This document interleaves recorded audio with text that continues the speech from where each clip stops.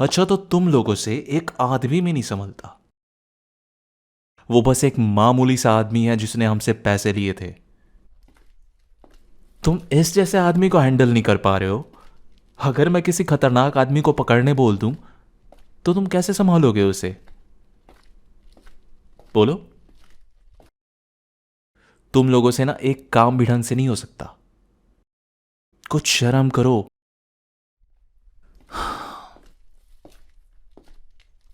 मुझे लगा था ये अच्छा आदमी है, पर आखिर में इसने भी अपनी औकात दिखा दी। देख लो, अगर पूरा काम ढंग से नहीं हुआ ना तो तुम्हें पूरे पैसे भी नहीं मिलने वाले। गद्दारी तो की है इसने हमारे साथ।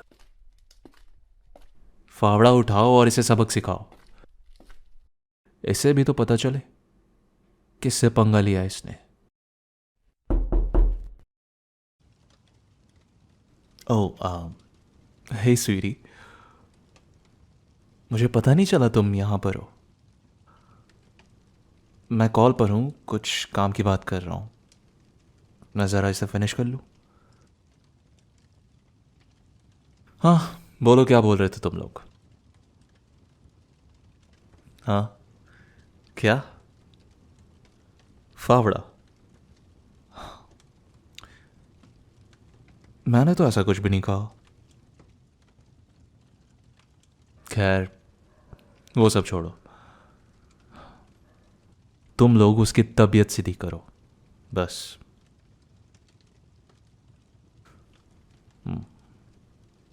हाँ, बिल्कुल कर लेना।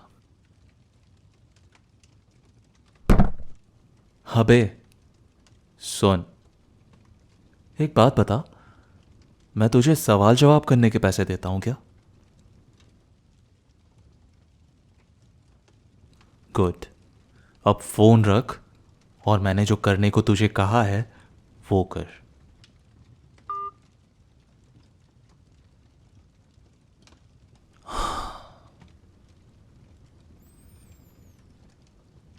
बेबी डॉल, मैंने कहा था ना तुम्हें कि मेरे मामलों से दूर रहो।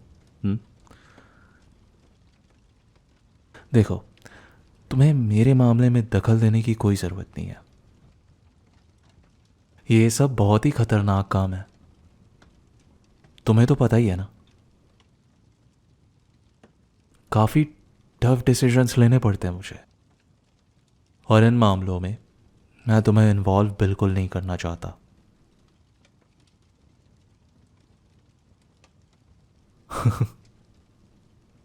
अच्छा, ऐसी बात है। I like it. मुझे तुम्हारी ये बात काफ़ी अच्छी लगती है। मुझे कोई ना नहीं कहता सिवाय तुम्हारे।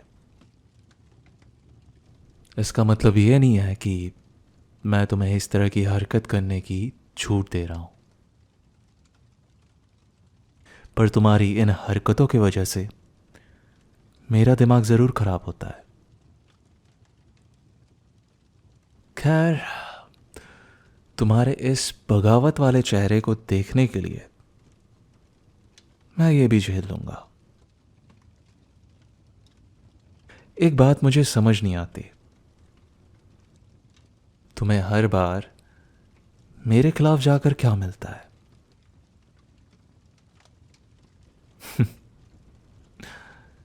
या तो तुम बहादुर हो, या तो तुम में अकल की कमी है। ये जो भी है, मुझे पसंद है।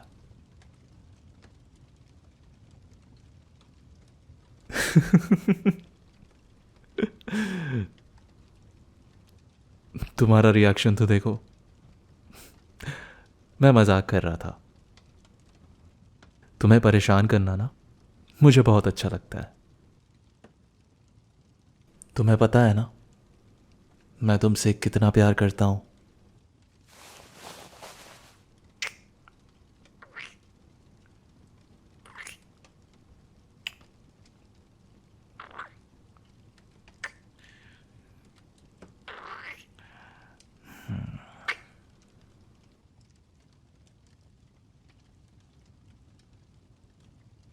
हाँ, एक क्लाइंट है।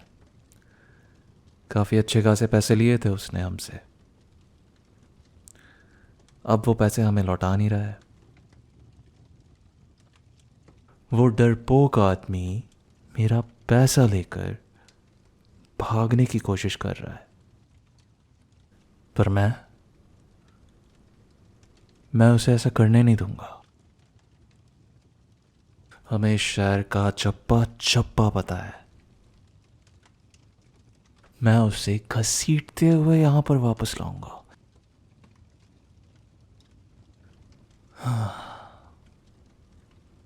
अब क्या कर सकते हैं बेबी डॉल। ये लोग मुझे गुस्सा दिलाने में कोई भी कसर नहीं छोड़ते। मुझे नफरत होती है इन डरपोक लोगों से। पहले बातें तो बड़ी बड़ी करते हैं, पर वक्त आने पर चेहरा दिखाने की हिम्मत नहीं होती इनमें। चेहरा छुपाकर भागने लगते हैं ये लोग। थोड़ी सी ह्यूमिलिटी झेल लेते और मेरे पास आने से पहले जरा सी बिजनेस सीख लेते तो मुझे इतनी परेशानी नहीं झेलनी पड़ती। स्वीटी, तुम्हें लोगों से कुछ ज्यादा ही उम्मीदें हैं। तुम्हें लगता है तुम इन्हें मौका दोगे तो ये सुधर जाएंगे और हमारे पैसे वापस लौटा देंगे। इनकी खटिया खड़ी करना ही बेस्ट सॉल्यूशन है। तुम दिल से बहुत अच्छी हो बेबी डॉल। आओ, यहां आओ, मेरे लैब में बैठो। मुझे तुमसे कुछ बात करनी है। सबसे पहले एक हग।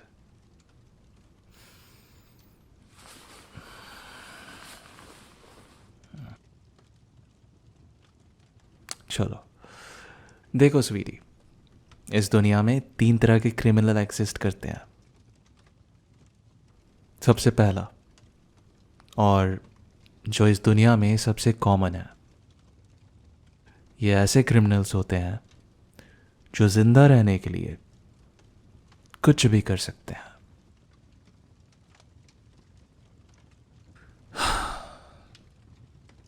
मैं उन्हें इस चीज पर ब्लेम भी नहीं कर सकता। उनके पास इससे ज्यादा चॉइसेस भी नहीं होती। मैं कुछ हद तक इस तरह के लोगों से रिलेट कर पाता हूं, पर इससे यह सच्चाई नहीं बदल जाएगी कि मैं एक माफिया की फैमिली में पैदा हुआ हूं। वैसे ये लोग कुछ ज़्यादा बुरा नहीं करते। जब इनका काम हो जाता है तो ये अच्छाई के रास्ते पर चल पड़ते हैं। ये आते हैं, काम करते हैं और फिर चुपचाप से निकल जाते हैं। मुझे ये पसंद है। दूसरे क्रिमिनल्स होते हैं विजिलेंट्स। जब इन्हें पता चलता है कि दुनिया नर्क में जा रही है तो ये सारी जिम्मेदारी खुद पर लेकर दुनिया बदलने निकल पड़ते हैं। वो क्या है ना, दुनिया को कभी कभी आग की ज़रूरत पड़ती है। इनके साथ बिजनेस करना अनोइंग होता है क्योंकि इनमें से हर एक के अपने मॉरल कोड्स हैं जिसे हम तोड़ नहीं सकते। बाकी ये अच्छे क्लाइंट्स होते हैं। अब जो आखिरी क्रिमिनल्स बचते हैं उनसे मुझे रोज डील करना पड़ता है। ये वो लोग होते हैं जिन्हें खुद के अलावा और कुछ नहीं दिखाई देता। ये बहुत ही पैसे वाले होते हैं, बहुत ही फेमस होते हैं और इनका इन्फ्लुएंस बहुत ज़्यादा होता है। लालच, बहुत ज़्यादा लालच होता है इनमें और इन्हें देखकर मुझे हमेशा घिन आती है।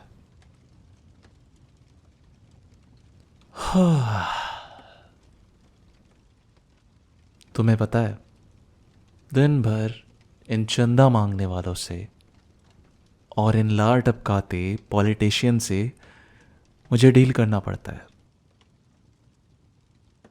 पर जब मैं तुमसे बात करता हूँ सब कुछ अच्छा हो जाता है। तुम्हें आइडिया भी नहीं तुम्हारे आने से मुझे कितना अच्छा लगता है।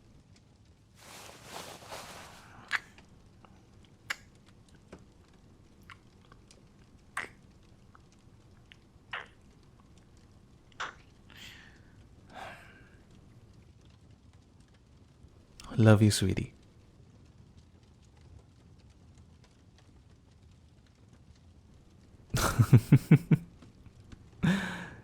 अच्छा तो तुम्हें क्या लगता है मैं किस टाइप का क्रिमिनल हूँ? क्या?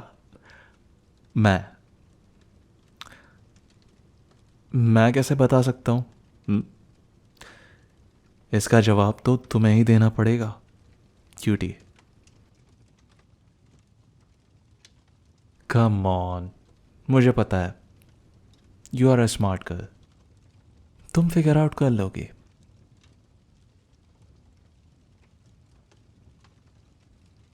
हम्म? अचानक से ये सवाल। आई मीन हम अभी बात कर रहे थे क्रिमिनल्स के बारे में, फिर अचानक से तुमने पूछा कि मैं तुम्हारे बारे में क्या सोचता हूँ। मुझे थोड़ा तो अजीब लगेगा ही ना। हे, मैं जवाब दे रहा हूँ ना। तुम्हें अपसेट होने की कोई ज़रूरत नहीं है बेबी डॉल। स्वीटी, मेरी तरफ देखो। गुड। जब मैं तुम्हारी आंखों में देखता हूँ ना बहुत सी बातें मुझे याद आती है। बहुत सी बातें मेरे दिमाग में चलने लगती है। मुझे हमारे पहले मुलाकात की बात याद आती है। तुम एक घटिया रेस्टोरेंट में एक घटिया सा पिज्ज़ा खा रही थी जो कि मेरे रेस्टोरेंट के पास में था। मैं बस उस दिन अपना काम कर रहा था पर मेरी नज़र अचानक से तुम पर पड़ गई। एंड डैम, मैं लव एट फर्स्ट साइट पे तो बिलीव नहीं करता था, पर उस दिन के बाद से तुम्हारा चेहरा मेरे दिमाग से कभी निकला ही नहीं है। You are so gorgeous. उसके बाद मैंने सोचा कि मैं हर रोज़ तुम पर नज़र रखूँगा जब भी तुम उस रेस्टोरेंट पे आओगी। पर मुझे नहीं पता था कि मैं इतना लकी निकलूँगा कि तुम मुझसे बात करने मेरे पास आओगी। तुम्हें पता है ना लोग मुझसे बात करने से हिचकिचाते हैं, पर तुम कुछ और हो। तुमने बिना हिचकिचाते हुए मुझसे बात की और मैं एक ऐसी ही पार्टनर तो ढूंढ रहा था। मेरे दिमाग में उस दिन की बात भी आती है जब तुम मेरी फैमिली से मिली थी। मेरी फैमिली तो है बहुत खतरनाक, पर तुमने उन्हें काफ़ी अच्छे से संभाला है। मेरे डैड तो तुम्हारे बारे में जानने के लिए तुम्हारे पीछे ही पड़ गए थे।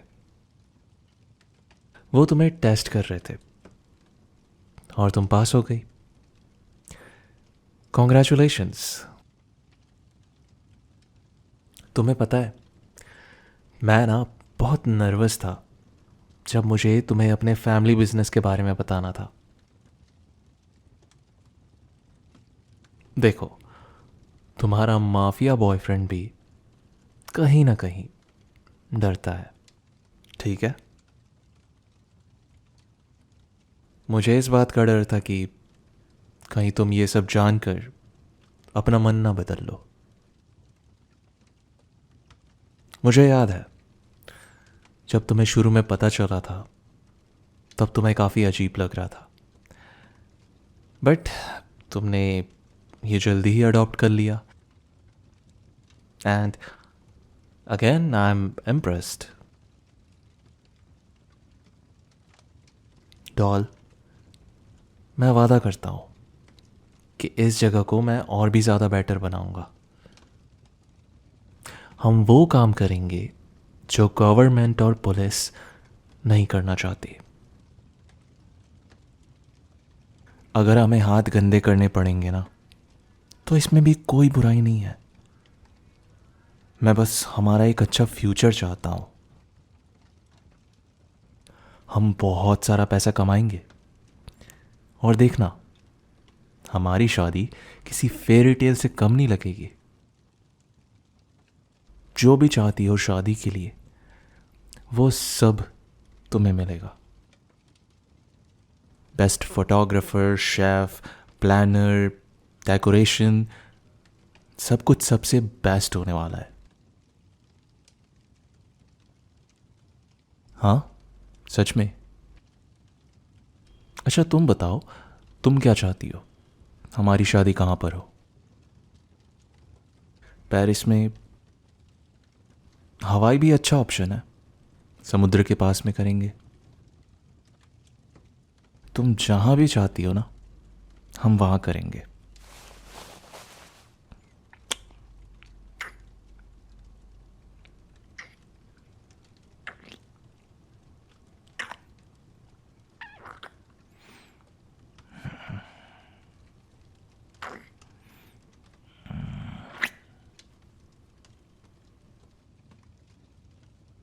सोचो, हमारी कंपनी फ्यूचर में टॉप पर होगी, और हमारे 2 प्यारे बच्चे होंगे। उनके पास तुम्हारी प्यारी सी आंखें होंगी, एंड ऑब्वियसली तुम्हारा खूबसूरत सा smile.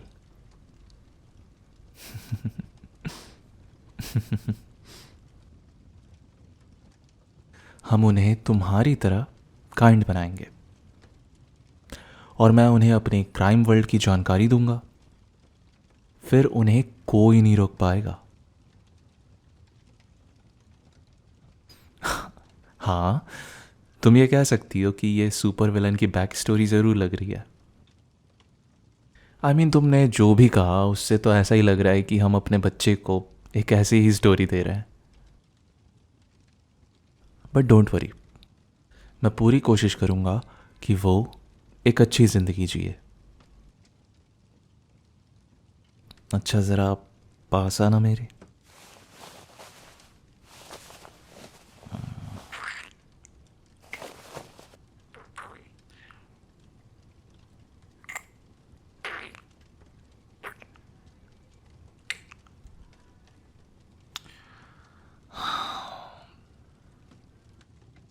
I love you so much, baby doll.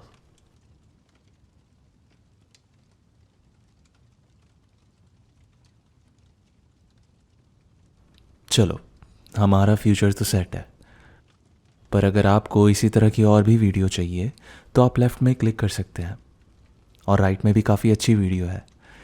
Video अच्छी लगी हो तो लाइक करो, कमेंट करो अपना फेवरेट मोमेंट, और चैनल सब्सक्राइब कर लो ताकि इसी तरह की और भी वीडियो आप देख पाओ।